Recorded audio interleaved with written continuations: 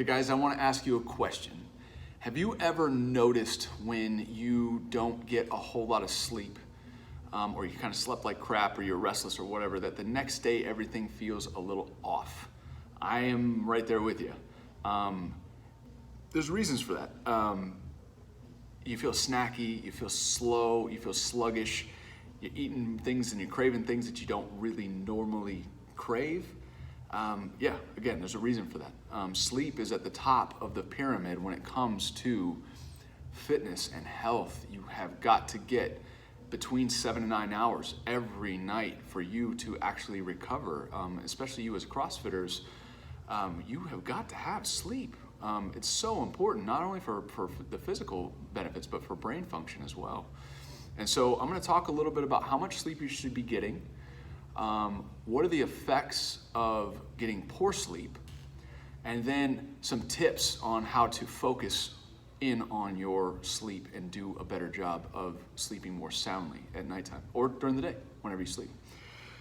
So first things first, 7 to 9 hours of sleep is what people need. Genetically speaking, is somewhere in those ranges. If you're one of those people right now, and I'm sure you are, or you're out there anyways, that go, I only need 5 hours of sleep and I'm fine. As my Texas accent. The answer is you're lying. There's like 3% of the population that has like a gene that's makes it okay for you get the same amount of recovery as everybody else, and it's like between 6 and 7 hours of sleep. But so if you're one of those people that's like, I'm gonna sleep when I die, and you stay up late and you get crap sleep, it's gonna affect you. Bottom line, it's gonna affect you. So pay attention. Here's some crazy statistics. If you get less than 7 to 9 hours of sleep, or less sleep than you should, let's just say you get 5 hours of sleep. Anything less than the optimal, and you're twice as likely to be afflicted with diabetes, heart disease, obesity, all kinds of crazy crap. It's insane, and there's a reason why.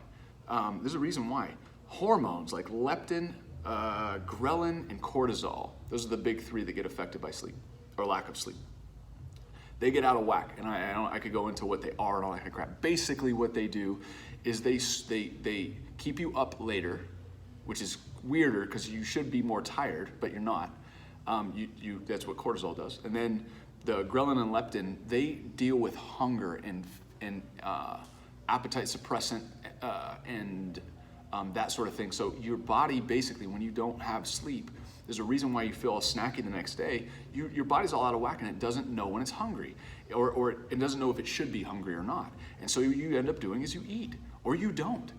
And so it's screwed up either way. So you get out of routine. And so it's not just that isolated incident of not being able to get enough sleep that one night. It affects the next day after that, and all that kind of stuff. And then it only builds on itself because it makes it harder the next day to fall asleep. And so your performance is degraded in the gym. It's degraded at work. It's degraded in your home life, all that kind of stuff. And that's why, it's very easy to slip into those bad habits, and so many of us do. One awesome story that I have is somebody here at the gym very recently was coming to me like, I can't freaking lose weight. I do everything. I work out 6-7 days a week. I eat as best as I can. And so nutritionally, what should I do? And I said, well, let's not worry about nutrition. Let's ask about yourself. So I asked her about sleep. And it turns out she's only sleeping 3.5, 4 hours a night. And so I gave her some things to focus on. She started, this is 1 week, by the way. She didn't change anything with her diet. She didn't change anything with her working out. I actually think she worked out less that week. And she focused on her sleep. And she went 3.5 hours, went to 4, went to 4.5, went to 6 by the end of the week. And what happened? She lost weight. 6 pounds by doing nothing but sleeping a little bit better, by focusing in on the most important things in her life. And most of us don't realize that sleep is so important. And even a little bit of being off in your sleep schedule can make a huge difference, and vice versa. So you add another hour or whatever, you get into that sweet spot for wherever you are, your performance in the gym, you're gonna see results, man. You're gonna lose weight, you're gonna feel better, you're gonna have more energy, you're gonna have a better appetite, and you're gonna crave the right foods, you're gonna be hydrated. I mean, there's a ton of different things.